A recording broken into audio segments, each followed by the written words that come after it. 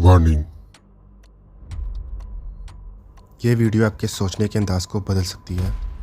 आपका दुनिया को देखने का नज़रिया बदल जाएगा।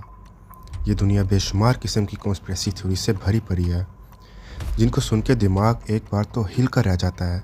ऐसी कॉन्स्पिरेसी थ्योरीज़ हम आए रोज़ अपने आसपास सुनते रहते हैं। अब इन थ्योरीज़ में कितना सच है और कितना झूठ, ये समझना इंतहाई डिफ़िकल्ट टास्क बन जाता है, क्योंकि सच में झूठ को ऐसे मिक्स किया जाता है कि इन थ्योरीज़ में सच की मिकदार को समझना एक इम्पॉसिबल सा टास्क लगता है। मगर इस सीरीज़ में हम इन कॉन्स्पिरेसी थ्योरीज़ को अलग अलग एंगल से देखने की कोशिश करेंगे और बारी बारी डिफरेंट और फेमस किस्म की कॉन्स्पिरेसी थ्योरीज़ को एग्जामिन करेंगे। So welcome to the world of conspiracy theories, एक ऐसी सीरीज़ जिसका नाम है hidden truths of conspiracy theories. इस सीरीज़ में हम इन थ्योरीज़ को समझने के साथ साथ हमारे दीन इस्लाम और कुरान से भी हेल्प लेंगे, ताकि इन थ्योरीज़ में छुपे सच को बेहतर तौर पर समझ सकें। अब जब मैंने सर्च किया इन थ्योरीज़ के बारे में और एक लिस्ट निकाली, तो इस लिस्ट में मुझे illuminati, new world order, 9/11, Bermuda triangle, ये सब नाम मेरे सामने आए। और अगर इस लिस्ट को अपने इस्लामिक अकाउंट में देखें तो ये सब थ्योरीज़ किसी न किसी वे में एंड ऑफ टाइम्स और दज्जाल से रिलेट करती हैं। सो मैंने डिसाइड किया कि सबसे पहले हम स्टार्ट करते हैं बरमूदा ट्रायंगल से, क्योंकि ये एक ऐसा टॉपिक है जिस पर हज़ारों वीडियोस और कॉलम्स लिखे जा चुके हैं। मगर फिर भी ऐसा लगता है कि इस टॉपिक में कुछ ऐसा है जो हम आज तक नहीं समझ पाए। बरमूदा ट्रायंगल, इवल सी, यूएफओज, ये ऐसे टॉपिक्स हैं जो हम काफ़ी पहले से सुनते आ रहे हैं, लेकिन यहाँ होने वाले वाक़यात और वहाँ से मिलने वाले असरात और फिर इस टॉपिक को एक्सप्लेन करने वाले लोगों ने इस टॉपिक को इतना कंफ्यूजिंग बना दिया है कि एक आम इंसान यहाँ होने वाले वाक़यात को सुन के किसी भी नतीजे पर नहीं पहुँच पाता।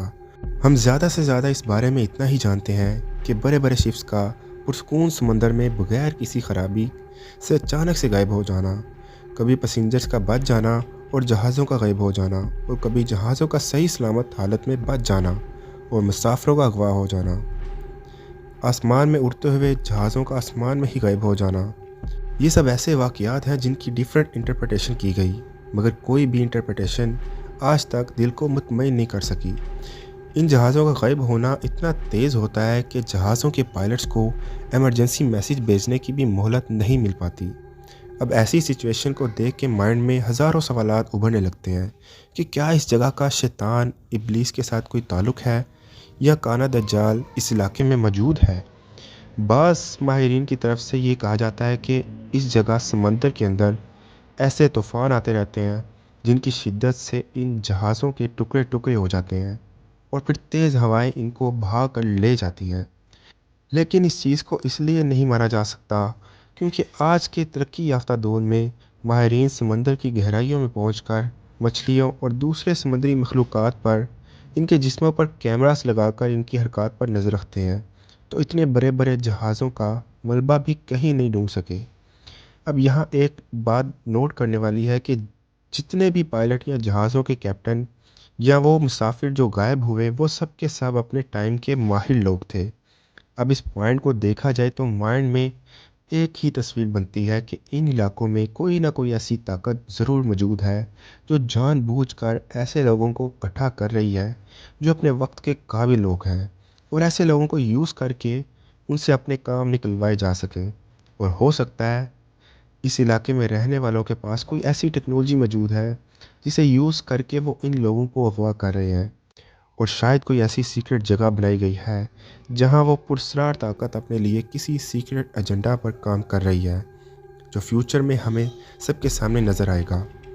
अब इस सिचुएशन को देखते हुए सिर्फ एक ही नाम माइंड में आता है, और वो है दज्जाल, जिसके फितने से इंसानियत को हज़रत नूह अलैहिस्सलाम के ज़माने से लेकर हमारे आखिरी नबी हज़रत मोहम्मद सल्लल्लाहु अलैहि वसल्लम के दौर में भी डराया गया है।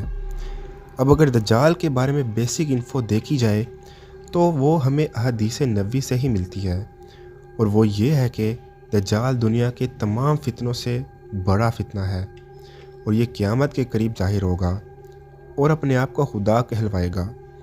मगर हमारे नबी से हमें बताया गया है कि जान लो तुम्हारा खुदा काना नहीं है, यानी कि एक आंख वाला नहीं है।